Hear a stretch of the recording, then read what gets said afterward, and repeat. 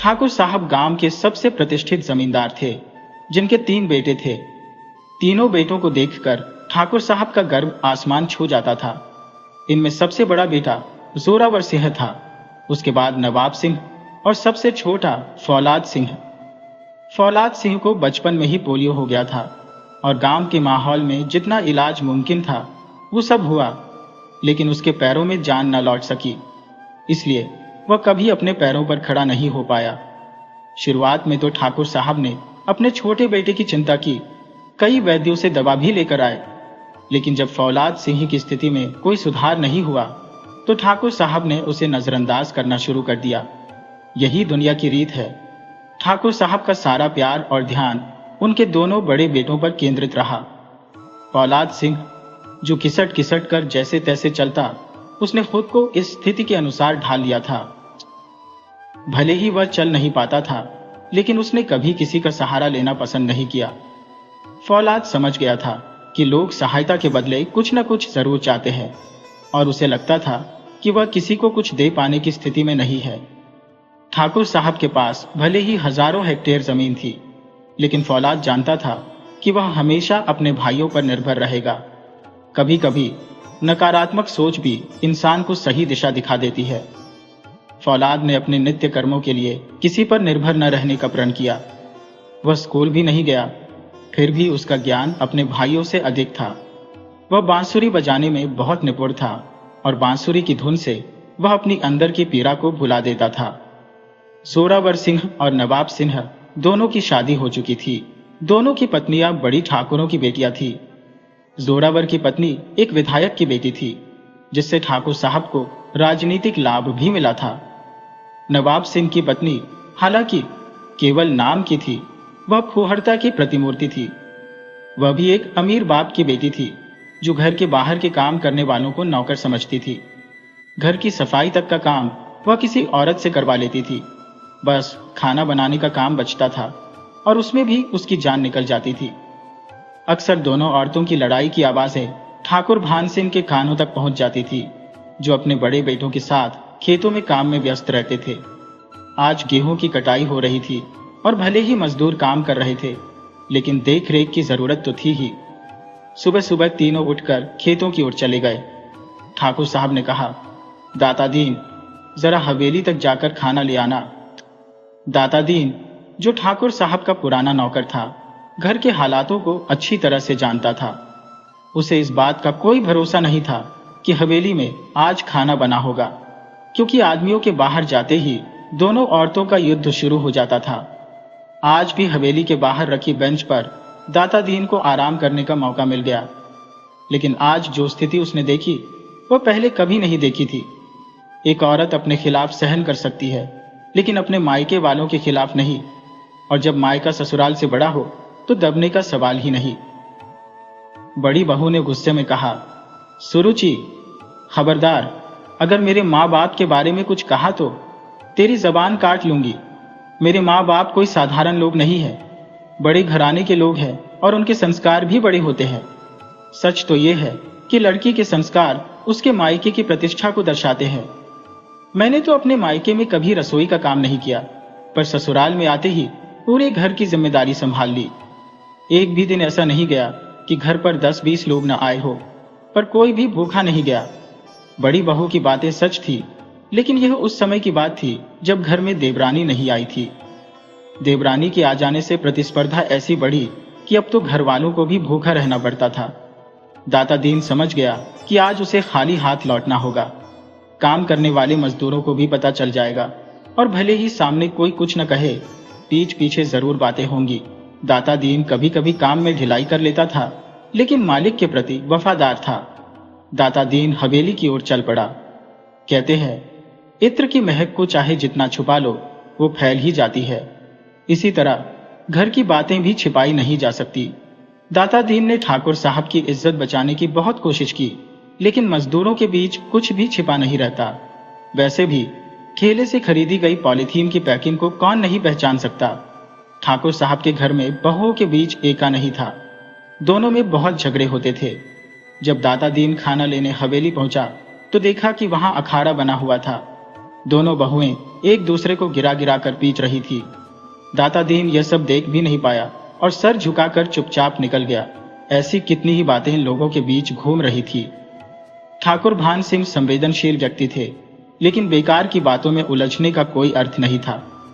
फिर भी मन को संतुष्टि मिल रही थी। उन्हें लगा कि दोनों बेटों की पत्नियों को समझाना चाहिए। दोनों अपने अपने तरीकों से पत्नियों को मनाने लगे। घर में खाना नहीं बना था, आदमी भूखे थे, पर औरतें एक दूसरे को नीचा दिखाने में लगी थी। जोरावर ने दामिनी से कहा, देखो उसके मुंह क्यों लगती हो? उसकी तेरे सामने क्या हैसियत है? बड़े घर के लोग छोटे लोगों के मुंह नहीं लगते। जोरावर ने युक्ति से काम लिया और उसकी युक्ति काम कर गई। सुबह से रूठी हुई दामिनी अब गुस्सा छोड़ने को तैयार हो गई। दूसरी तरफ नवाब सिंह ने भी सुरुचि से कहा, बड़े लोगों के मुंह लगने से क्या फायदा? छोटे हमेशा हारते हैं। सुरुचि को यह तर्क हजम नहीं हुआ, लेकिन नवाब सिंह ने समझाया कि बड़े लोग छोटे को नीचा दिखाने का कोई मौका नहीं छोड़ते। दोनों औरतें दिन के विवाद को भूलकर शाम का भोजन बनाने की तैयारी करने लगी, लेकिन ठाकुर भान सिंह अभी भी संतुष्ट नहीं थे। उन्होंने कहा, औरतों का दिमाग तभी खराब होता है जब आदमी ज्यादा डील देते हैं। संसार में किसी ने अपनी पत्नी को प्रेम नहीं किया है। बस हमारे ये दो बेटे ही ऐसे निकले जो अपनी पत्नियों को इतना सिर चढ़ा रहे हैं कि पूरे गांव में मजाक बन गया है। कोई बात नहीं, अभी तो कुछ नहीं हुआ, आगे देखो क्या क्या होता है। ठाकुर भान सिंह आंगन में खड़े होकर जमकर अपनी भड़ास निकाल रहे थे, फिर बाहर बैठक में चले गए। अब उन्हें थोड़ी शांति महसूस हो रही थी और चैन की नींद आई। नींद में उन्हें यह पता ही नहीं चला कि उनकी क्रोध भरी वाणी ने दोनों बेटों के मन में वीरता का भाव भर दिया था। सचमुच बाबूजी सही कह रहे थे कि औरतों को तब तक कुछ समझ नहीं आता जब तक उनकी पूजा न की जाए। सुबह का वक्त था जब ठाकुर भान सिंह ने हवेली के हालात देखे तो उनके होश उड़ गए। घर की बेकदरी देखकर उनके चेहरे पर चिंता की लकीरें खिंच गईं। रात को दोनों पतियों ने अपनी पत्नियों पर मर्दानगी दिखाने की कोशिश की थी, पर परिणाम उलटा निकला। काकी, जो इस नजारे की गवाह थी, सब कुछ देखकर ठाकुर भान सिंह के दिल में घबराहट भर गई। उनके बस में न तो दोनों बहुओं से निपटना था, न ही इन हालातों से। बड़े बड़े घरों की बेटियों को बहू बनाना उनके लिए अब भारी पड़ रहा था। ठाकुर भान सिंह के दिल में कहीं न कहीं यह ख्याल था कि उन्होंने बड़े घर की बहुएं चुनकर सही किया है, लेकिन अब वही उनके लिए सिरदर्द बन गई थी। उन्हें एहसास हो गया कि बेटियों का मायका चाहे कितना भी बड़ा हो, ससुराल में वो अपनी चाल चलती है। मगर कोई भी बाप यह कैसे बर्दाश्त करेगा कि उसकी बेटी को ससुराल में परेशानी झेलनी पड़े।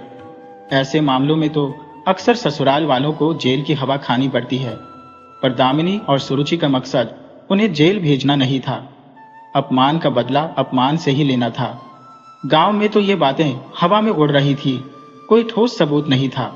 ठाकुर भान सिंह का सिर शर्म से झुक गया, लेकिन ये वक्त इस शर्मिंदगी में डूबने का नहीं था, बल्कि इस मुसीबत से बाहर निकलने का था।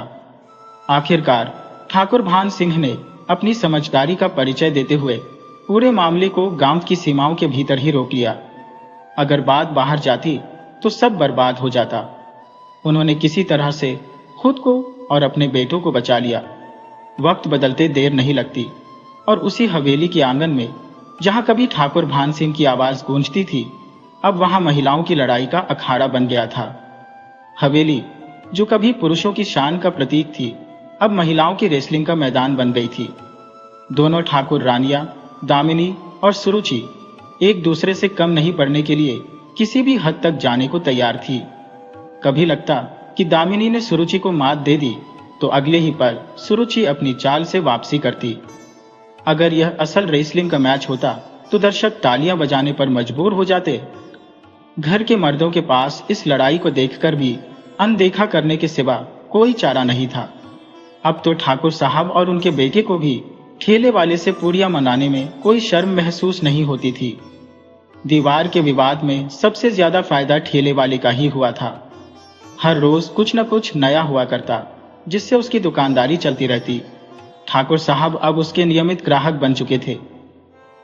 गांव में हर कोई इस घटना को लेकर चर्चाएं करता।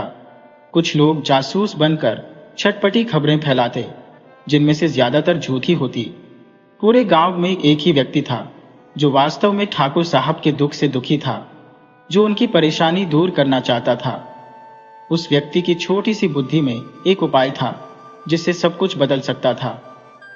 ठाकुर साहब के नौकर दाता दीन के दिल में कई बार बड़े बड़े ख्याल आते, लेकिन वो उन्हें कह नहीं पाता।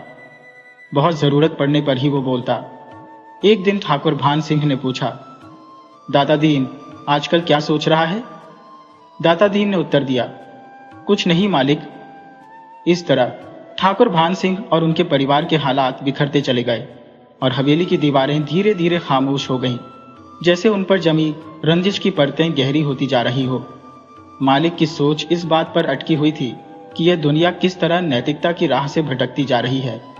धर्म और अधर्म के बीच की सीमाएं धुंधली हो गई हैं। मेरे चचेरे भाई की उम्र 40 के पार हो गई, लेकिन शादी अब तक नहीं हुई। ऐसे में वो एक जवान लड़की खरीद लाया। राम राम, ये कैसी घोर कलयुग की स्थिति है? ठाकुर साहब बोले, तुम कुछ भी बकते हो? लड़की कोई बकरी थोड़ी है जिसे खरीदा जा सके। दाता दीन समझ गया कि मालिक के मन में कौतूहल जाग रहा है।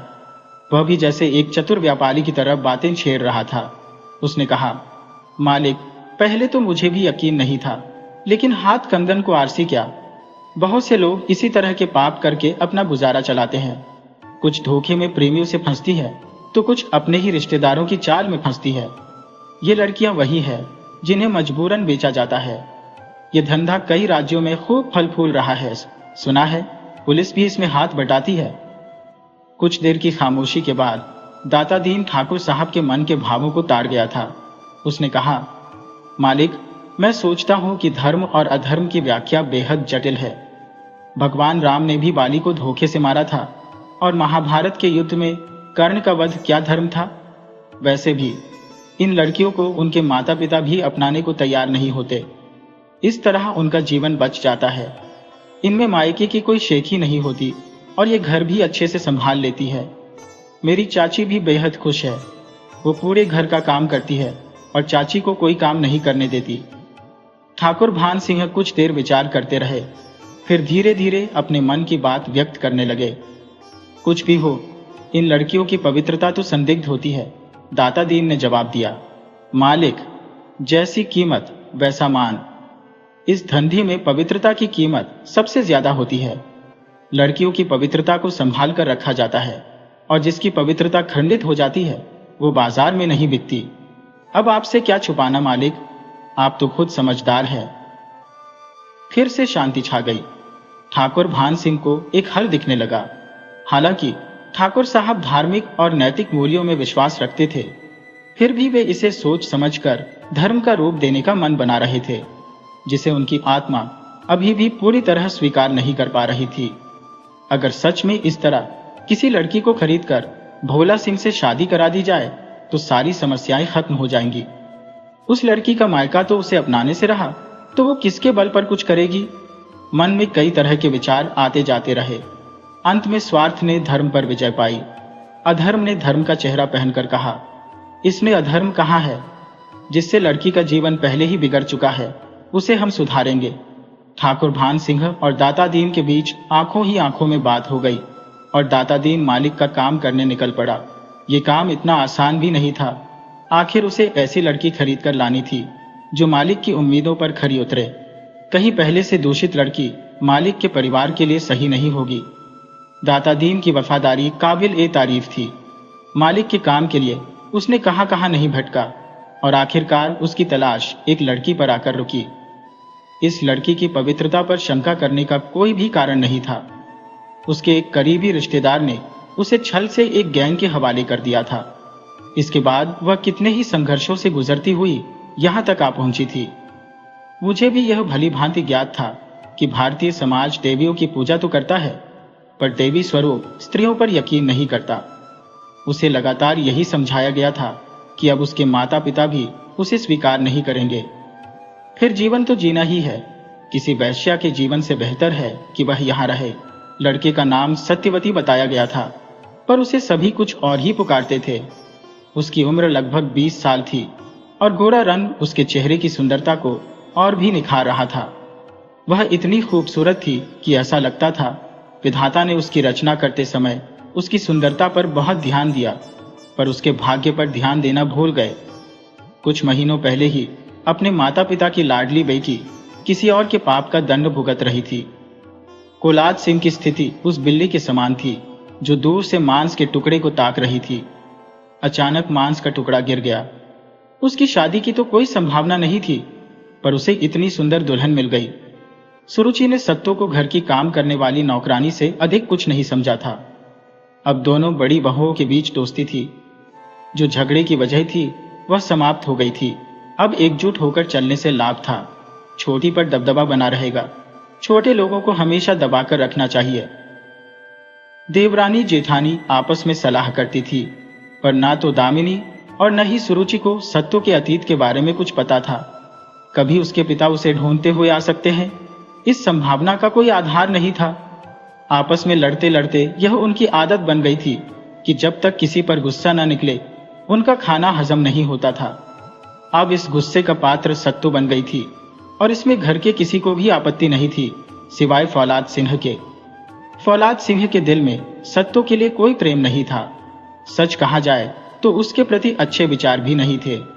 वह तो इस तरह की शादी के पक्ष में भी नहीं था।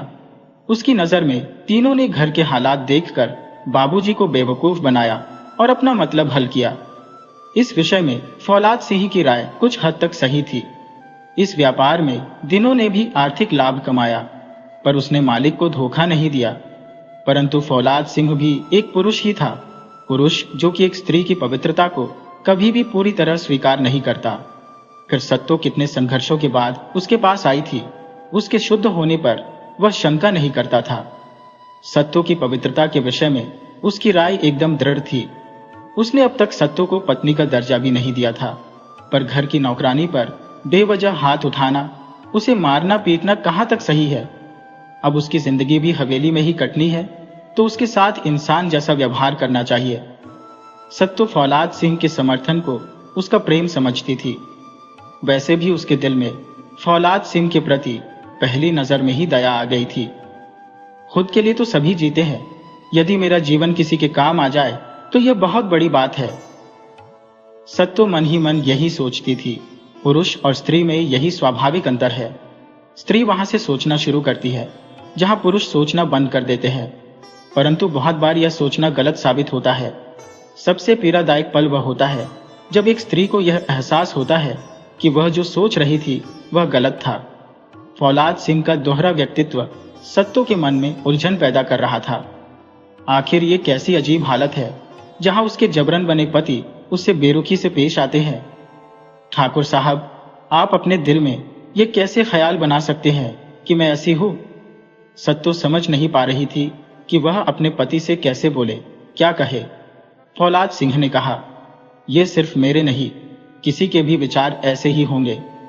मैंने तुम्हें सिर्फ मजबूरी में अपनाया है, लेकिन पत्नी के रूप में स्वीकार नहीं कर सकता।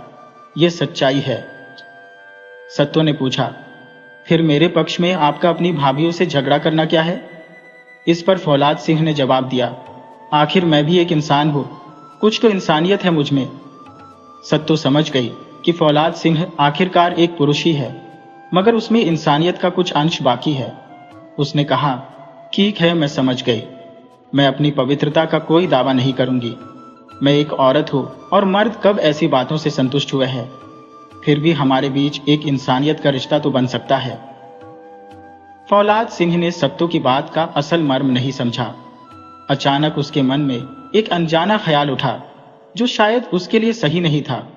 उसने कहा, देखो, मैं तुम्हारी तकलीफ समझ सकता हूं। क्या तुम अपने माता पिता का नंबर बताओगी?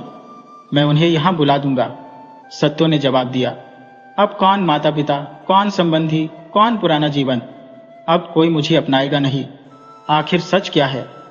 मेरा यही कि मैं एक औरत हूं। मर्द अपनी इंसानियत का दम भरते हैं और मैं औरत होकर इंसानियत का रास्ता दिखाऊंगी। फौलाद सिंह उसकी बातों का मतलब पूरी तरह नहीं समझ पाया। बस इतना समझा कि सत्तो अब अपने पुराने जीवन में लौटना नहीं चाहती। सत्तो अब तक सबके जुल्म सहन करती आई थी, लेकिन अब उसके तेवर बदल गए थे। हालांकि यह गुस्सा खुद के लिए नहीं, बल्कि फौलाद सिंह के लिए था। भले ही दोनों के बीच कोई खास रिश्ता नहीं था, पर इस बात का किसी को अंदाजा नहीं था। सत्तो ने घर के मामलों में हस्तक्षेप करना शुरू कर दिया, खासकर फौलाद सिंह की जरूरतों को लेकर। उसने कहा, क्या यह सही है कि सबकी जरूरतें पूरी हो रही हैं, पर मेरे पति की विशेष जरूरतों का कोई ख्याल नहीं रखा जा रहा। उन्हें चलने में दिक्कत होती है, फिर भी उनके लिए कोई व्हील चेयर नहीं है। शौचालय की व्यवस्था भी उनके मुताबिक होनी चाहिए। इन छोटी छोटी बातों का ध्यान क्यों नहीं रखा गया? अंततः सत्तू की कोशिशों से फौलाद सिंह की जरूरतें पूरी की गईं। घर में सबको लगने लगा कि सत्तू अपने पति का बहुत ख्याल रखती है। छोटी बहू के बारे में घर में चर्चा होने लगी कि वह सचमुच बहुत अच्छी है, पूरा घर संभाल रही है और खुद के लिए कुछ नहीं मांगती, बस पति की हर जरूरत का ख्याल रखती है। लेकिन सत्य क्या था? कोई नहीं जानता था कि सत्तू वास्तव में फौलाद सिंह की इंसानियत का बदला चुका रही थी, क्योंकि हर धर्म का अंत इंसानियत से होता है और इंसानियत से ही धर्म की शुरुआत होती है। दिखावा और आडंबर दिल को तुरंत भा जाते हैं, पर असली इंसानियत धीरे धीरे लोगों के दिलों में घर करती है और स्थायी प्रभाव छोड़ती है। आडंबर कभी कभी फिसल जाते हैं, पर इंसानियत का धर्म हमेशा प्रेम में खिला रहता है। फौलाद सिंह के दिल में सत्तू के लिए अच्छे विचार नहीं थे, लेकिन इंसानियत के नाते वह उसका साथ दे रहा था। सत्तू भी उसी इंसानियत के रास्ते पर चल रही थी जिससे वह अपना धर्म निभा रही थी। दोनों के दिलों में धीरे धीरे प्रेम का बीज अंकुरित होने लगा था। भले ही दोनों इसे स्वीकार नहीं कर रहे थे, लेकिन वह प्रेम का पौधा धीरे धीरे बढ़ने लगा, जैसे वह कह रहा हो, कब तक मेरी उपेक्षा करोगे? मैं एक दिन विशाल वृक्ष बनूंगा। सच्चाई यह है कि सत्य को झूठ कहने से वह कभी झूठ नहीं बनता। फौलाद सिंह अपनी पुरानी धारणाओं से विद्रोह करने लगा। सोचने लगा, ये लड़की वैसी नहीं लगती जैसे मैंने सोचा था। ये तो साक्षात देवी का रूप है। इस जन्म में मैंने कुछ खास अच्छा नहीं किया, पर लगता है विधाता ने मेरे किसी पिछले पुण्य का फल मुझे देने का मन बनाया है, तभी इस सत्य को मेरे जीवन में भेजा है। लेकिन मन कभी कभी उल्टी दिशा में भी चलता है। फौलाद सिंह के मन में शंका उठी, ये कहना या करना इस लड़की की मजबूरी भी हो सकता है। अब वह अपने पुराने जीवन में वापस नहीं जा सकती, वहां कोई उसे स्वीकार नहीं करेगा। इंसान को अपना सम्मान सबसे ज्यादा प्यारा होता है। अगर किसी की बेटी किसी अनाचार की दोषी हो जाए तो उसके माता पिता उसे मरा मान लेते हैं। शायद सत्तू भी अपने पापों का प्रायश्चित कर रही है। फौलाद सिंह के मन में तमाम ख्याल उमड़ घुमड़ रहे थे। वो चाहे जितना भी दृढ़ क्यों न हो, कभी कभी उसके विचार उसे बेचैन कर देते थे। उसका मन शांत नहीं रहता। अरे, खुद को इंसान कहने वाले, मानवता का ढिंडोरा पीटने वाले, क्या तुमने कभी उस लड़की के बारे में सोचा है? उसका सच जानने की कोशिश की है? उसके दर्द को समझा है? वह सोचता था वो अब तुम्हारी पत्नी है, लेकिन क्या तुमने उसे कभी पत्नी का मान दिया है? उसकी इच्छाओं को समझने की कोशिश की है? फौलाद सिंह का दिल करता था कि एक बार सत्तू को अपने पास बुलाकर उसके मन की बात पूछे, उससे प्रेम से बात करे, पर हर बार उसका अहंकार उसे रोक देता।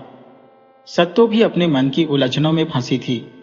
उसे पता था कि वह इतनी मजबूर नहीं है कि अकेले जिंदगी नहीं बिता सके। उसका हुनर, उसकी काबिलियत आज भी उसके साथ है। उसके मन में ये बात पक्की थी कि उसके पुराने जीवन में अब कोई उसे अपनाएगा नहीं। फिर भी वह इतना क्यों सहन कर रही है? क्यों नहीं इस बड़ी दुनिया में निकल जाती? वह अपने हुनर के दम पर कहीं भी अपना जीवन बिता सकती थी, पर हर बार फौलाद सिंह के प्रति उसकी करुणा उसे रोक देती। वह करुणा जो अब प्रेम का रूप ले चुकी थी, पर सत्तू इसे सिर्फ करुणा ही मानती थी। छोटे ठाकुर की कहानी सत्तू को संघर्षों की कहानी लगती थी। उन्होंने भी अपने जीवन में बहुत कुछ सहन किया है। सत्तू का मन करता था कि जब उसने यही रहने का फैसला कर लिया है तो एक बार छोटे ठाकुर के पास जाकर उन्हें हिम्मत दे। उनसे कहे, भले ही आपके पास पैर नहीं है, पर ईश्वर ने सभी को कुछ न कुछ खासियत दी है, आपको भी दी होगी। उस छिपी हुई काबिलियत को सामने लाए। क्या आप सच में बेसहारा हैं? लेकिन सत्तू ऐसा नहीं कर पाती। आखिरकार वह भी एक औरत है, अपना अपमान कैसे भूल सकती है? मानवता का कर्ज उतारना एक बात है, पर उससे आगे वो नहीं बढ़ सकती थी। मानवता के रास्ते पर चलते हुए हवेली में कुछ ही महीनों में बदलाव दिखने लगा। पहली बार इस हवेली में फौलाद सिंह का सम्मान बढ़ा। सत्तो भी सुकून में थी। ठाकुर भान सिंह अब छोटे बेटे और बहू का हालचाल पूछने लगे थे। फौलाद सिंह की जेब में अब कुछ पैसे रहने लगे थे। दुनिया को दिखाने के लिए ही सही, लेकिन उनकी जरूरतें मानी जाने लगी थी। सबसे बड़ा बदलाव तो उस दिन आया जब ठाकुर भान सिंह ने अपनी सबसे छोटी बहू के लिए कुछ गहने बनवाए। सत्तो को पास बुलाकर कहा, बेटी, कुछ हद तक तुम्हारा दोषी मैं भी हूं, मुझे माफ कर दो। वादा करता हूं कि आगे से इस हवेली में तुम्हारे साथ कोई अन्याय नहीं होगा। मैं चाहता हूं कि मेरी छोटी बहू भी दूसरी बहुओं की तरह सज धज कर रहे। मुझे ससुर नहीं बल्कि अपना पिता मानकर ये उपहार लो। सत्तो के दिल में ये बात घर कर गई। उसे अपने पिता की याद आ गई। कैसे उसके पिता उसकी छोटी छोटी खुशियों के लिए जी जान लगा देते थे। उसे नहीं पता कि अब वो उसे याद भी करते होंगे या नहीं। उसका दिमाग कहता था कि शायद उन्होंने उसे भुला दिया होगा, लेकिन दिल कहता था कि यह सच नहीं है। हाँ, वो अभी भी उसकी राह देख रहे होंगे। सत्तो की आंखें आंसुओं से भर गईं। जब उसने ठाकुर भान सिंह की तरफ देखा तो उसके सामने जैसे उसके अपने पिता खड़े थे। सत्तो अपने ससुर के चरणों में झुक गई और उसके अंदर का सैलाब आंखों के रास्ते बह निकला। ठाकुर साहब के दोनों पैर धीरे धीरे सत्तो के सिर पर आ गए। सत्तो अपनी पहली जीत की खुशी मना रही थी। घर में वैसे तो दामिनी और सुरुचि दोनों ही सत्तो को छोटा समझती थी और उस पर हुक्म चलाना अपना हक मानती थी। ये उनकी गलती नहीं बल्कि उनके संस्कारों की वजह थी। वे धनी पिता की बेटियां थी और उनमें मानवता का अभाव था। लेकिन जब ठाकुर भान सिंह ने घर में साफ साफ कह दिया कि अब किसी ने छोटी बहू को तंग किया तो घर से निकाल दूंगा, तब दोनों घबरा गईं। उन्होंने समझ लिया कि इस वक्त समझदारी इसी में है कि नरमी से पेश आया जाए। दामिनी की शादी को 5 साल हो गए थे। सुरुचि की शादी को भी 3 साल पूरे होने वाले थे, पर दोनों की गोद अब तक सूनी थी। दामिनी को तो कई डॉक्टरों को दिखाया गया, उपवास और पूजा पाठ भी खूब हुए, पर जब भगवान नाराज होते हैं तो कुछ नहीं हो सकता। अब तक किसी ने ज्यादा ध्यान नहीं दिया था, पर धीरे धीरे सबके मन में यह सवाल उठने लगा कि घर में बच्चे की किलकारियां क्यों नहीं गूंजी। व्रत उपवास से भी ईश्वर खुश नहीं हुए, पर जब छोटी बहू को दिखाने के लिए भी सही बराबरी दी गई तो ईश्वर मानो प्रसन्न हो गए। कुछ ही दिनों में दोनों बड़ी बहुओं के गर्भवती होने की खबर आई। लोग कहने लगे कि यह तो छोटी बहू का असर है। इतने समय से कुछ नहीं हुआ और अब जब छोटी बहू के कदम हवेली में पड़े तो खुशियां भी आईं। हालांकि यह सब महज संयोग था, पर खुशियों के इस पल में एक और चिंता ने घर में जगह बना ली। घर में कोई बड़ी समझदार औरत नहीं थी। अगर ठाकुरानी जानकी देवी जिंदा होती तो बहुओं का साथ देती, लेकिन अब तो बहुएं भी अभी लड़कियां ही हैं। उन्हें इन हालातों की क्या जानकारी। सबसे छोटी सत्तो थी और ठाकुर साहब के लिए यह चिंता का विषय बन गया था। इस स्थिति में उनके समधी और समधीन उनकी मदद कर सकते थे। आखिर यह उनकी अपनी बेटियों का मामला था, इसलिए दोनों समधियों को खुशखबरी के साथ संदेश भेजा गया और उनसे मदद की गुहार की गई। लेकिन हकीकत यह है कि बड़े लोग इन मामलों में अलग तरीके से सोचते हैं। एक सामान्य व्यक्ति ऐसी स्थिति में अपनी बेटियों की देखभाल को प्राथमिकता देगा, लेकिन बड़े लोग हर संबंध को पैसे से तोलते हैं। मानवीयता अक्सर उनके लिए गौण हो जाती है। दोनों समधियों की नजरों में ठाकुर भान सिंह की समझ छोटी थी, इसलिए वो आगे नहीं बढ़ पाए। उन्होंने सोचा, क्या हम अपनी बेटियों की देखभाल खुद करेंगे? ये काम तो किसी नर्स से भी हो सकता है। फिर हमें क्यों परेशान किया जा रहा है? ऊपर से तो उन्होंने ठाकुर साहब से कुछ नहीं कहा, पर दोनों के पास अनगिनत बहाने थे। दामिनी की मां ने कहा कि वह खुद अपनी देखभाल नहीं कर पा रही है और सुरुचि के घर से भी तरह तरह के बहाने आ गए। ऐसे बहाने जिन्हें मानना हर किसी की मजबूरी थी। गांव में बहुएं अपने ससुर से सीधे बात नहीं करती, उनसे पर्दा करती है। लेकिन जिस दिन ठाकुर साहब ने सत्तो को बेटी का दर्जा दिया, सत्तो ने उन्हें ससुर की जगह पिता मान लिया। हर समय तो नहीं, लेकिन जब भी ठाकुर साहब को चिंता में देखती तो उनसे बात करने लगती। सत्तो ने कहा, पापा जी, आप परेशान लग रहे हैं। ठाकुर साहब बोले, हाँ बेटी, हमारे गांव में कोई नर्स नहीं है और अब तुम्हारी भाभियों को आराम की जरूरत है। ऐसे में उनकी देखभाल कौन करेगा? यही चिंता की बात है। सत्तो ने कहा, पापा जी, आप बिल्कुल चिंता मत करें, सब कुछ ठीक हो जाएगा, आपको कोई शिकायत नहीं मिलेगी। घर के लोग यह मानने को तैयार नहीं थे कि इस जिम्मेदारी को सत्तो निभा सकती है, पर जब तक कोई नर्स नहीं मिल जाती तब तक काम तो चलाना ही है। सत्तो ने घर को भी संभाल रखा था और फौलाद सिंह की देखभाल भी करती थी। अब सत्तो दोनों जेठानियों की जिम्मेदारी भी संभालने लगी थी। उन्हें क्या खाना देना है, उनकी देखभाल कैसे करनी है, इसका सारा ज्ञान उसे जैसे खुद ब खुद हो गया। ये देखकर सब चकित थे कि सत्तो से एक भी गलती नहीं हुई। कस्बे की डॉक्टर सविता भी उसके ज्ञान पर हैरान थी। अनुभवी नजरें यह समझ चुकी थी कि सत्तो को मेडिकल फील्ड की अच्छी समझ है, जो यूं ही मुमकिन नहीं हो सकती। आखिर वो दिन भी आ गया जब ठाकुर साहब के घर में बच्चे की किलकारी गूंजी। दामिनी की डिलीवरी का समय था, पर इस खुशी के वक्त एक मुसीबत भी सिर उठा रही थी। डॉक्टर सविता की मुख्य नर्स उस दिन नहीं आई और दूसरी नर्स को आने में वक्त लग सकता था, लेकिन मुसीबत किसी का इंतजार नहीं करती। मौजूदा स्टाफ के साथ डॉक्टर सविता ने अपना काम शुरू किया। तभी उन्होंने देखा कि सत्तो बिना किसी निर्देश के प्रशिक्षित नर्स की तरह काम कर रही थी। उसने मुंह और सिर को ढक रखा था और हाथों में ग्लव्स पहन रखे थे। डॉक्टर को जिस वक्त जिस औजार की जरूरत होती, सत्तो बिना बोले ही उसे थमा देती थी। ऑपरेशन थिएटर में बच्चे की किलकारी गूंजी। डॉक्टर सविता सत्तो के काम करने के ढंग को देख रही थी। सत्तो ने किस तरह नवजात के शरीर से खून और गंदगी को साफ किया, उसे कपड़े पहनाए, उसका वजन किया, उसकी जांच की और फिर उसे कपड़े में लपेट दिया। यह सब देखकर डॉक्टर सविता को यकीन हो गया कि सत्तो एक प्रशिक्षित नर्स थी। इतना हुनर तो सभी नर्सों में भी नहीं होता है। उधर ठाकुर भान सिंह कमरे में इंतजार कर रहे थे। मन ही मन सोच रहे थे कि ऐसे समय में सत्तो कहाँ चली गई। अभी उसका यही होना जरूरी था। तभी सत्तो नवजात को लेकर आई और बोली, बधाई हो पापा जी, आप दादा बन गए हैं, अपने पोते को गोद में लीजिए। ठाकुर साहब ने हाथ बढ़ाया, पर सत्तो ने मुस्कुराते हुए हाथ पीछे कर लिया। अरे, हमारा नेक तो आपने दिया नहीं पापा जी। एक पल के लिए सत्तो भूल गई कि वह कोई नर्स नहीं है जिससे नेक लेना है। अगले ही पल उसे एहसास हुआ और वह झेप गई। उसने पोते को ठाकुर साहब की गोद में दे दिया और फिर जल्दी से वापस चली गई, क्योंकि उसे जच्चा की सफाई करनी थी। अपने काम को अधूरा छोड़कर वह नहीं जा सकती थी। दूसरी तरफ लोग दबी आवाज में कहते थे कि इलाके में कई लड़कियां गायब हुई हैं, पर उनमें से केवल सत्यवती की रिपोर्ट थाने में दर्ज थी। साल भर से ज्यादा हो गया था और सत्यवती का पिता यमा लगातार थाने के चक्कर लगाते रहते थे।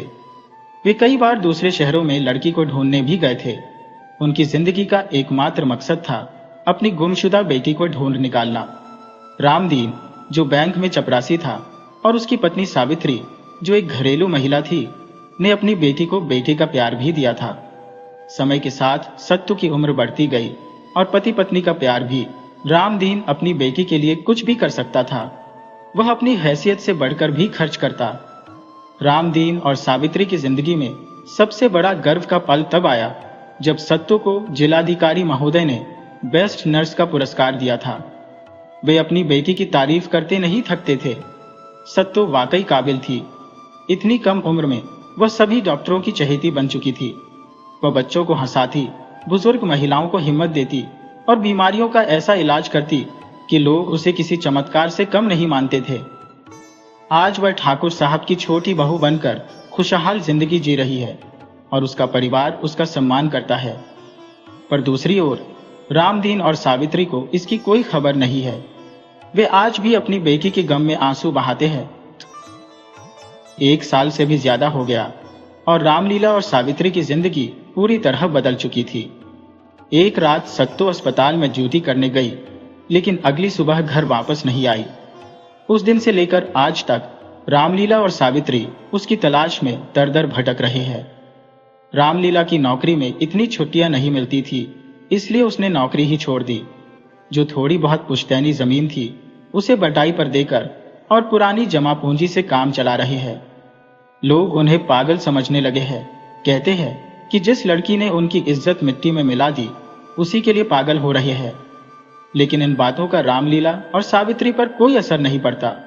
थाने में थानेदार उन्हें फटकारता है, पर फिर भी वो बार बार वहां पहुंच जाते हैं। अखबारों में अपनी बेटी की फोटो निकलवाते हैं, सूचना देने वाले को भारी इनाम देने की घोषणा करते हैं। अब वो अखबार वालों के नियमित ग्राहक बन गए हैं। अखबार वाले भी उन्हें नाराज नहीं करना चाहते, इसलिए उनकी आवभगत करते हैं। लेकिन जैसे ही रामलीला वहां से हटते हैं, अखबार वाले उनकी बेबसी पर हंसते हैं। सोचते हैं कि अब खोज रहा है, पहले ध्यान रखता तो ये नौबत नहीं आती। वे यह भी कहते हैं कि लड़की किसी के साथ भाग गई होगी, हो सकता है किसी कोठे की शोभा बना दी गई हो। पुलिस ने रिपोर्ट लिखकर अपनी जिम्मेदारी पूरी समझ ली, पर जब रामलीला और सावित्री उनसे पूछने जाते हैं तो वे बड़ी बड़ी बातें करते हैं और अपमानित भी करते हैं। अरे भाई, हम अपनी तरफ से कोशिश कर रहे हैं, आपको भी साथ देना होगा, दरोगा कहता है। रामलीला और सावित्री जवाब देते हैं, बाबूजी, हम पूरी कोशिश कर रहे हैं, इस बार भी उसे ढूंढने गए थे। तब दरोगा व्यंग्यात्मक मुस्कान के साथ कहता है, कहां कहां तलाश की? क्या उन जगहों पर भी गए जहां लड़की मिल सकती है? रामलीला समझते हुए भी अनजान बनता है, लेकिन भीतर ही भीतर जल रहा होता है। उसका मन करता है कि दरोगा को वहीं मार दे, फिर चाहे फांसी हो जाए।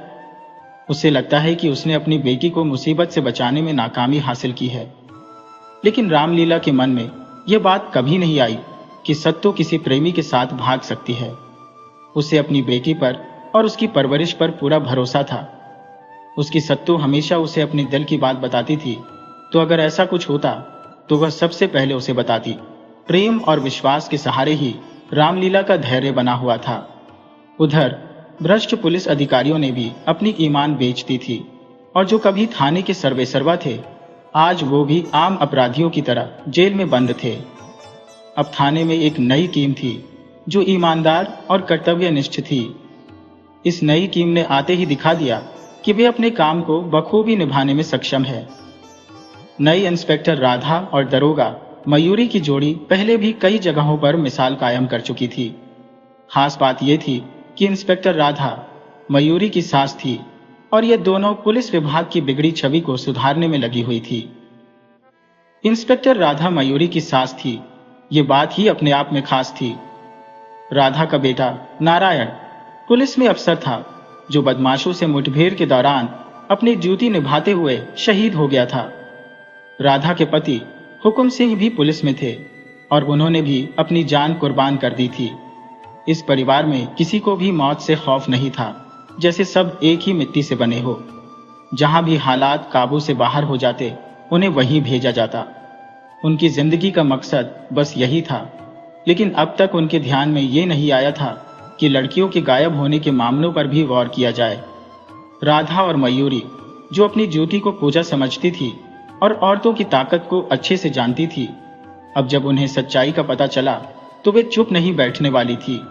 अगर जरूरत पड़ी तो अपनी जान भी कुर्बान करने को तैयार थी, क्योंकि यह उनके परिवार की आन बान शान थी, जिसे वे बखूबी निभा रही थी। आज का दिन कुछ अलग था। दोनों ही औरतों का मन काम पर जाने का नहीं था, लेकिन पुलिस की नौकरी में आराम कहाँ। हर साल एक दिन ऐसा जरूर आता था जब राधा अपने बेटे और मयूरी अपने पति को याद करके कुछ देर आंसू बहाती थी। राधा के पति का शहीद होना भी एक पुरानी बात थी, और वक्त के साथ उस दुख पर मरहम लग चुका था। लेकिन बेटे और बहू का दुख वो आज भी ताजा था। राधा ने मयूरी के कंधे पर हाथ रखा तो मयूरी पलटकर राधा से लिपट गई। ये वही मयूरी थी जो ड्यूटी पर फौलाद मानी जाती थी। आज दोनों औरतें अपनी भावनाओं को रोक नहीं पा रही थी। राधा बोली, न बेटा, इतना नहीं रोते, जबकि खुद राधा भी रोई जा रही थी। फिर भी वो मयूरी को चुप करा रही थी। मयूरी ने कहा, मम्मा, जरा रोने भी नहीं देती हो? साल में बस एक दिन तो रोने का हक दो। प्रेम के दीपक में आंसू बने घी को बहा लेने दो। राधा ने मयूरी को अपने सीने से चिपका लिया, जैसे माँ अपने छोटे बच्चे को दुख से बचा लेती है। मयूरी थोड़ी देर के लिए अपने दुख भूल गई। फिर दोनों ने एक दूसरे के आंसू पोंछे और सब सामान्य हो गया। उस हवन से मिली ताकत में आज मयूरी कुछ और ही लग रही थी। आज उसने वो सभी शिकायतें देखी जो पहले अनदेखी की जा रही थी। मयूरी ने मुंशी को मुकदमा दर्ज करने का आदेश दिया। वैसे ये काम खुद उसी के लिए सिरदर्दी का सबब बनने वाला था, क्योंकि मुकदमा दर्ज करने के बाद सारी जांच पड़ताल और एफआईआर का जिम्मा भी उसी पर था। लेकिन थाने का रिकॉर्ड साफ रखने का एक ही तरीका था, और वो ये कि ज्यादातर शिकायतों को पड़ी रहने दिया जाए। अचानक एक शिकायत पढ़ते ही मयूरी तुरंत उठ खड़ी हुई। एक हवलदार को साथ लेकर वो सीधे उस पते पर निकल पड़ी। इंस्पेक्टर राधा समझ गई कि जरूर कोई बड़ी बात है, क्योंकि मयूरी की काबिलियत पर उन्हें पूरा भरोसा था। उधर रामदीन और सावित्री कितनी बार थाने गए, लेकिन कभी किसी ने उनसे ढंग से बात नहीं की। आज थाने की दरोगा खुद उनके दरवाजे पर खड़ी थी। रामदीन और सावित्री के लिए यह किसी चमत्कार से कम नहीं था। मयूरी ने पूरी जानकारी जुटाकर रामदीन और सावित्री को दिलासा दिया और वादा किया कि वो खुद सत्तू को तलाश करके लाएगी। रामदीन को ऐसा लगा जैसे आज सचमुच मां दुर्गा उनके घर आई हो। शाम तक मयूरी ने इस मामले की पूरी तहकीकात कर ली थी। सत्तू एक होनहार नर्स थी जो सुबह अस्पताल से घर लौटते वक्त गायब हो गई थी। मुखबिरों से यह भी पता चला कि इस इलाके में और भी लड़कियां गायब हुई हैं। राधा को भी अब चिंता होने लगी कि कहीं मयूरी बिना बताए किसी दबिश पर तो नहीं निकल गई। इस लड़की में बस यही कमी थी, पूरी बात नहीं बताती। तभी मयूरी वापस आकर बोली, मैडम, बड़ी गड़बड़ है। राधा का मन हुआ कि उठकर मयूरी को गले लगा ले, लेकिन ड्यूटी पर भावनाओं से दूर रहना जरूरी था। फिर भी मयूरी की बात सुनकर वो चौंक गई और थोड़ी ही देर में सारे मुखबिर थाने में हाजिर थे। राधा ने तीखी नजरें घुमाते हुए कहा, तुम सब मुफ्त में काम नहीं करते हो, हम तुम्हें मनचाहा मेहनताना देते हैं।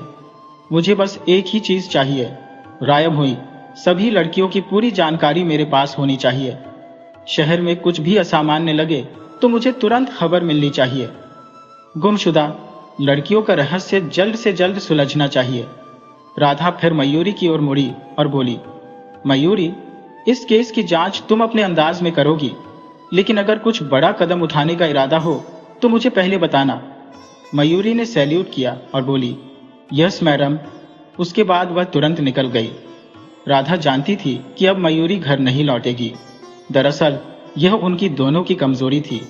जब तक अपराधी उनके शिकंजे में न आ जाए तब तक सास बहू चैन से नहीं बैठती थी। कुछ ही समय में सब कुछ बदल गया था। कुछ महीने पहले तक जो सत्ता पर खरी उतरी थी, वो औरत अब सबकी निगाहों में ऊंची उठ चुकी थी। पहले उसे खरीदा हुआ समझा जाता था और कई बार उस पर दामिनी और रुचि ने हाथ भी उठाया था। उसकी पवित्रता पर उसके पति फौलाद सिंह को भी विश्वास नहीं था। लेकिन आज वही औरत सत्य ठाकुर साहब की हवेली की रानी बन गई थी। उसकी दोनों जेठानियां उसे बहुत इज्जत देती थी। अब हवेली में जो कुछ भी होता था वह उसकी मर्जी से होता था। जहां पहले हवेली की बहुओं के झगड़े गांव में चर्चा का विषय होते थे, वही आज वहां 3 बहुएं नहीं बल्कि 3 बहनें रहती थी। सत्तू के बाद रुचि की जान पहचान में भी संतों का प्रमुख हाथ था। आज गांव का बच्चा बच्चा जानता था कि सत्तू कोई साधारण लड़की नहीं है। वह एक बेहतरीन नर्स थी, लेकिन गांव में उसे डॉक्टर बहू के नाम से जाना जाता था। युवा लड़कियां उससे सलाह लेने के लिए हमेशा उसके पास आती थी। गांव का कोई भी व्यक्ति बीमार होता तो दरवाजे पर आवाज लगाता, अरे डॉक्टर बहू, जरा अपनी चाची को देख लेना। और वह आवाज देती, अभी आई चाचा। देखती हूँ चाची को क्या हुआ। वैसे तो गांव में बहुएं बड़ों से बोलती नहीं थी, पर सत्तू पर यह नियम लागू नहीं होता था। वह गांव की बहू नहीं बल्कि बेटी थी।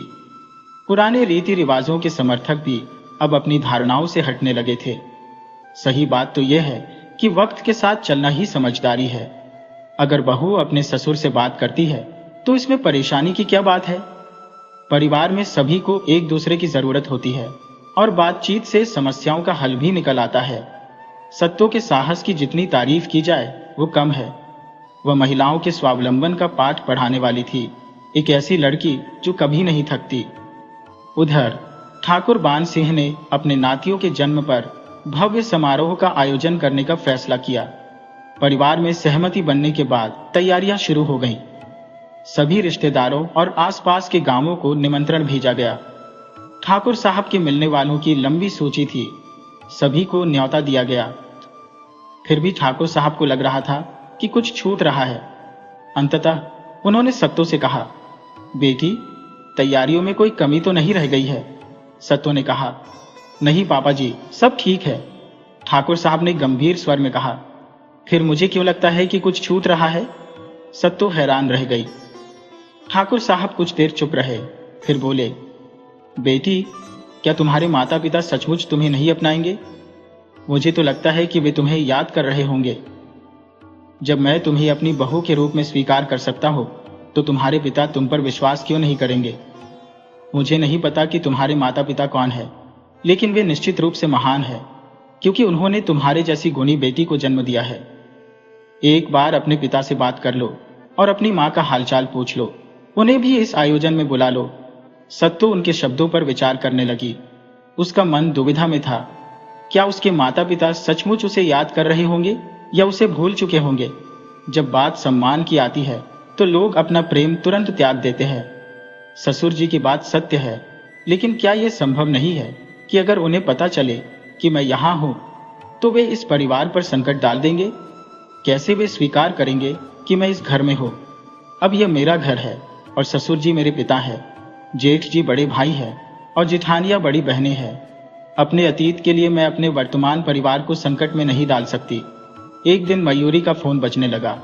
उसने उठाकर कहा, हेलो। दूसरी तरफ से आवाज आई, हेलो मैडम, मैं संतरा बोल रहा हूं। एक जरूरी खबर देनी है। जतीपुरा गांव की लड़की संध्या कल से लापता है। मयूरी की टीम तुरंत हरकत में आ गई और तकनीकी साधनों का इस्तेमाल करते हुए अपराध की दिशा का सुराग मिला। इंस्पेक्टर राधा ने एक बार फिर मुखबिरों को सतर्क किया। ये लड़की शहर से बाहर नहीं जानी चाहिए, मानव तस्करी का मामला है। जल्द ही अपराधी पुलिस की गिरफ्त में आ गए। लॉकअप में जब उनसे सख्ती से पूछताछ हुई तो कई सफेद पोश भी इस गंदे धंधे में शामिल पाए गए। शिवानी, जो एक जानी मानी समाज सेवी के रूप में मशहूर थी, असल में महिलाओं के एनजीओ की आड़ में तस्करी का काम कर रही थी। लोग उसे देवी मानते थे, पर वह असल में एक राक्षसी निकली। लॉकअप में भी शिवानी के चेहरे पर अहंकार साफ झलक रहा था। उसने राधा से कहा, तुम क्या समझती हो? मेरी ताकत का तुम्हें अंदाजा नहीं है। थोड़ी देर में बाहर निकल जाऊंगी। मेरी शादी तो मैं पलक झपकते ही तुड़वा सकती हूं। राधा ने उसकी बातों का जवाब एक जोरदार थप्पड़ से दिया, जिससे शिवानी को दिन में तारे नजर आने लगे। राधा ने कहा, यह वर्दी किसी की दया से नहीं मिली है जो इसे उतरवा दे। चाहो तो ऊपर तक जिसे चाहो फोन कर लो। मैं तुम्हें पूरे 2 घंटे का वक्त देती हूं। देख लो क्या तुम्हारी ताकत तुम्हारे काम आती है। अगर नहीं तो चुपचाप हमारे सारे सवालों के सही जवाब दे देना, नहीं तो तुम्हें बर्फ की सिल्ली पर लिटाकर पिटाई करूंगी, जिससे पूरा शरीर जिंदगी भर दर्द में रहेगा। शिवानी ने 2 घंटे तक नेताओं को फोन घुमाए, लेकिन कोई नतीजा नहीं निकला। राधा की ईमानदारी की धाक के सामने सब खामोश रहे। जैसे जैसे समय बीतता गया, शिवानी के चेहरे पर निराशा बढ़ती गई। आखिरकार शिवानी की हिम्मत टूट गई। उसने राधा से कहा, मैडम प्लीज मुझे मत मारो, मैं सब कुछ सच सच बताऊंगी। लॉकअप में शिवानी की तेज आवाजें गूंज रही थी। कुछ घंटे पहले जो औरत अपनी ताकत पर इतरा रही थी, वही अब राधा से रहम की भीख मांग रही थी। उसकी सूचनाओं से यह पता चला कि यह एक बड़ा गिरोह है जो लड़कियों को एक जगह से दूसरी जगह ले जाकर बेचता था।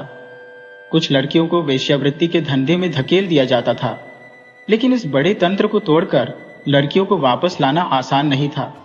असंभव शब्द उन लोगों के लिए होता है जो अपने काम से बचते हैं। राधा और मयूरी ने अपने जीवन में बहुत कुछ खोया था। वे दोनों अपने कर्तव्य के लिए समर्पित थी।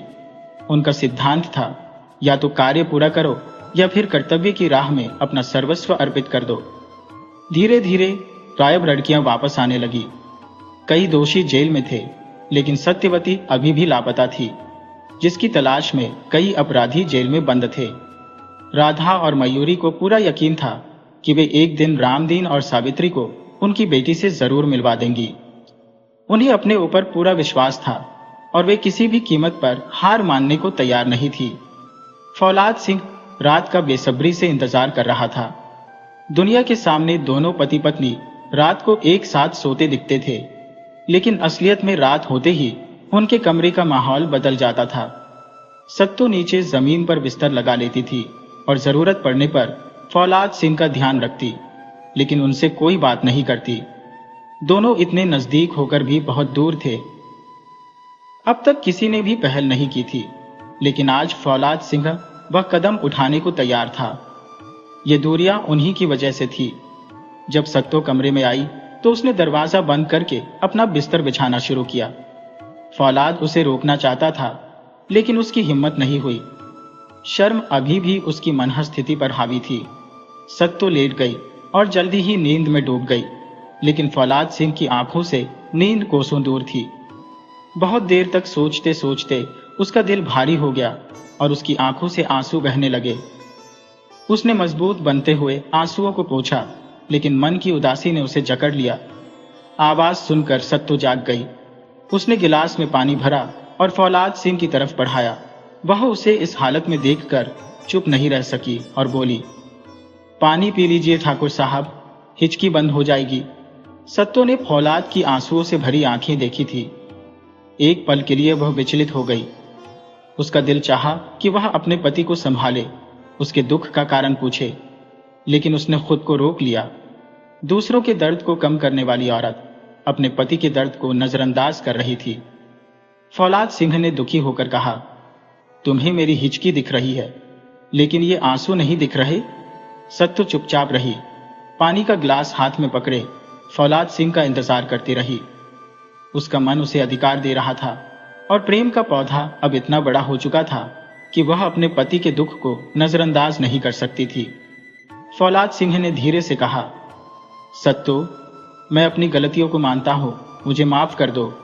क्यों ना हम पुरानी बातों को भुलाकर नए सिरे से शुरुआत करें, अपने प्रेम की कहानी लिखें। सत्तो ने जवाब दिया, ठाकुर साहब, मैं आपकी सब बातें सुनूंगी और अपनी भी कहूंगी, लेकिन पहले आप पानी पी लीजिए और शांत हो जाइए।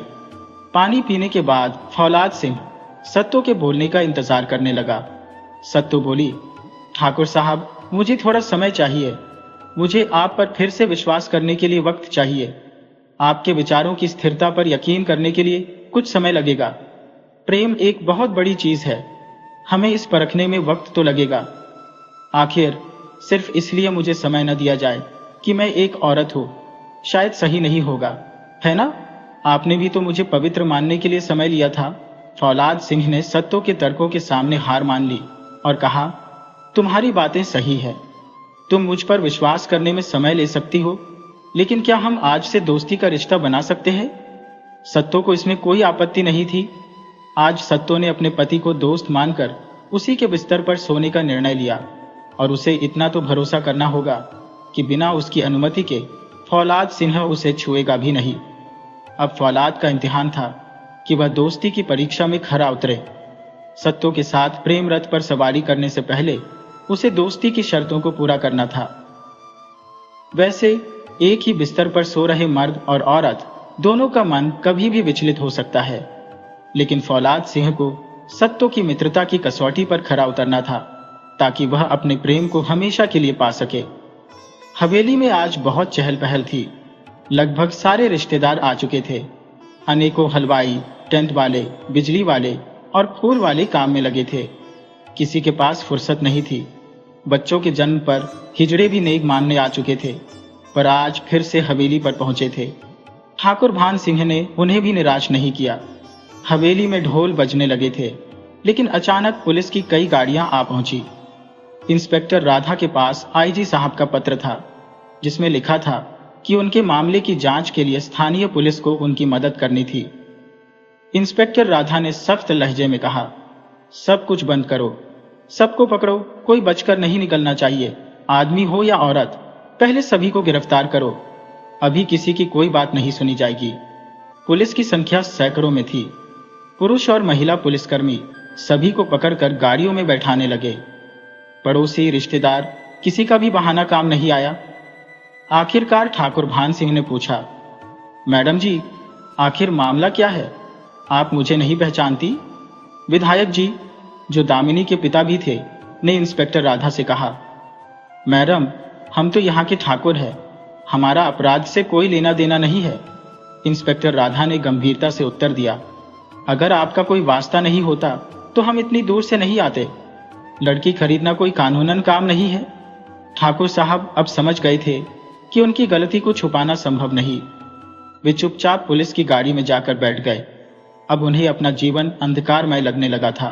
उन्हें एहसास हो गया था कि अधर्म का फल तो भोगना ही पड़ेगा, और इस पाप के जिम्मेदार केवल वही थे, उनके परिवार के अन्य लोग नहीं।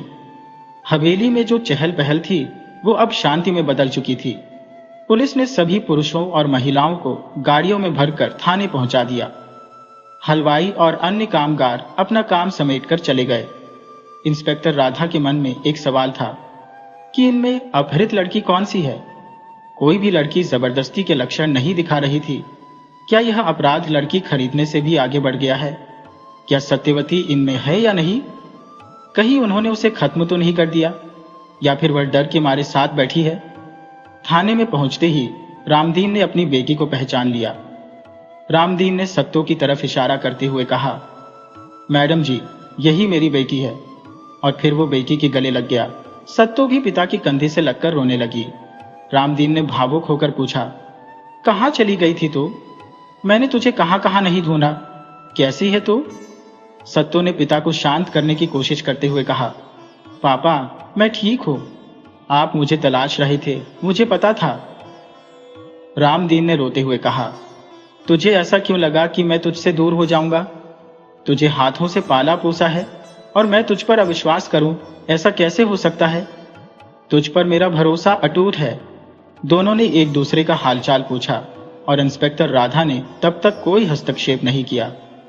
जब दोनों शांत हो गए तो इंस्पेक्टर राधा सत्तो को सबसे अलग ले गई। लगभग 40 मिनट बाद वे लौटी। ठाकुर साहब के परिवार के हर सदस्य के लिए यह समय भारी बीत रहा था। भले ही सत्तो अब परिवार में अच्छी तरह से समा गई थी, लेकिन वह वास्तव में उसकी मजबूरी थी।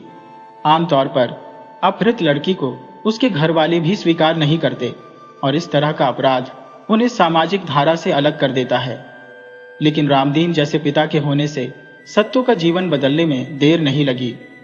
दामिनी और सुरुचि ने तो सत्तो को शुरू में मारपीट भी की थी।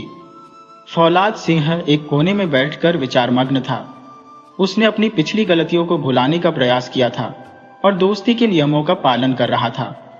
पहले उसने सत्तो को पत्नी का दर्जा नहीं दिया था, लेकिन सत्तो ने अभी तक उसे पति का दर्जा नहीं दिया। अब किस्मत सत्तो के पक्ष में थी। संभव है उसे हवेली की जीवन शैली पसंद न हो, या उसके मन में पहले से कोई और बसा हो। वह मजबूरी में ये सब निभा रही थी, लेकिन वक्त का चक्र देखो। कल तक जो मजबूर थी, आज वही अपनी तकदीर बना रही है। इंस्पेक्टर राधा भी बड़ी सख्त थी। सत्तो अब अपनी किस्मत को खुद गढ़ेगी और ऐसा करने में वह दूसरों की परवाह नहीं करेगी। इस बीच ठाकुर भान सिंह ने महसूस किया कि सत्तो उनके खिलाफ कोई गलत कदम नहीं उठाएगी। उन्होंने सत्तो से उसके पिता के बारे में पूछा था, लेकिन उनके मन में थोड़ी चिंता बनी हुई थी। जब सत्तो वापस आई तो उसके साथ इंस्पेक्टर राधा और रामदीन भी थे। दोनों के चेहरों पर संतुष्टि की हल्की सी झलक थी। सत्तो, पापा और इंस्पेक्टर ठाकुर साहब के पास गए। उन्होंने कहा, ठाकुर साहब, हमें माफ कर दीजिए। सत्तो ने हमें सब सच बता दिया है। भले ही आपने उसे खरीदा था, लेकिन आप उसे आजाद कराना चाहते थे। आपने तो उसे उसके घर भेजने की कोशिश की, लेकिन आपके मन में यह डर था कि उसके घर वाले उसे अपनाएंगे नहीं। इंस्पेक्टर राधा ने हल्की मुस्कान के साथ कहा, सत्तो की शादी उसकी मर्जी से हुई है, इसलिए आप पर कोई मुकदमा नहीं बनता। बस आपको अदालत में गवाही देने के लिए 1-2 बार आना होगा। आप सभी जा सकते हैं।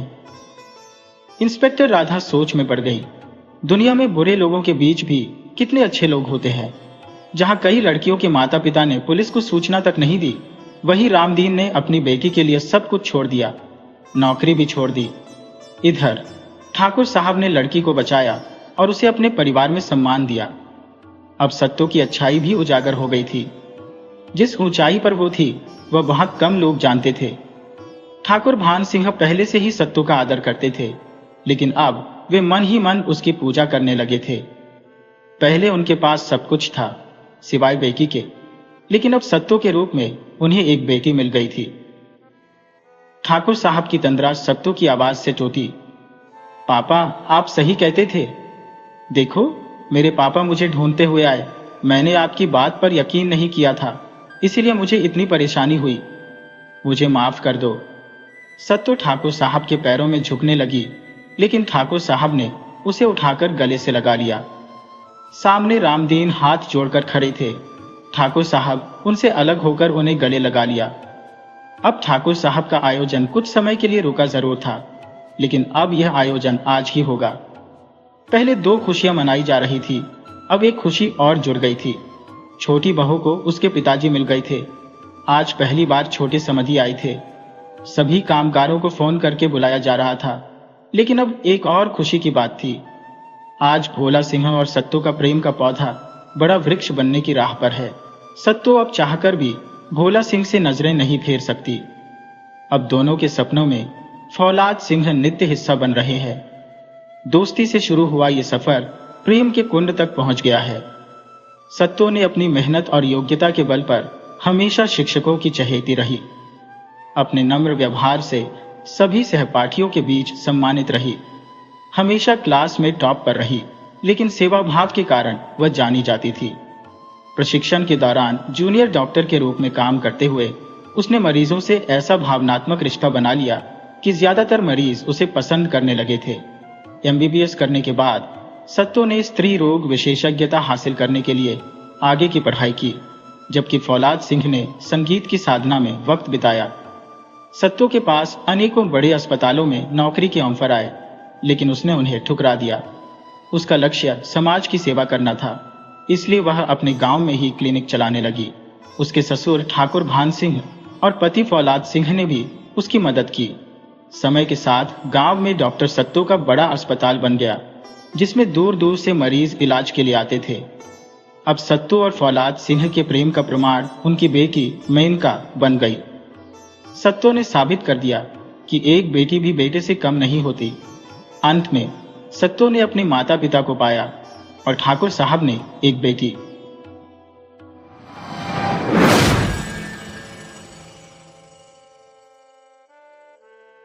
दोस्तों, अगर आपको ये कहानी पसंद आई हो तो कृपया हमारे चैनल को सब्सक्राइब करें, वीडियो को लाइक और शेयर करें